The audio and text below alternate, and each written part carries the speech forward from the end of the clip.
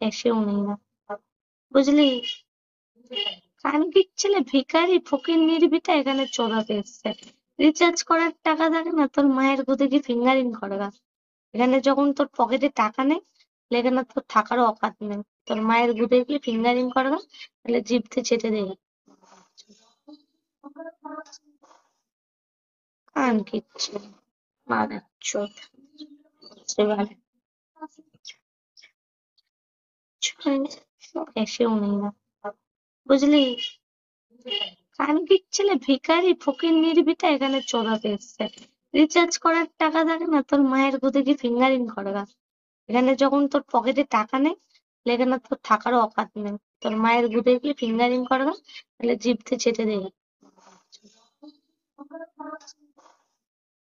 কানকির ছেলে, মাদার চোদ, এবারে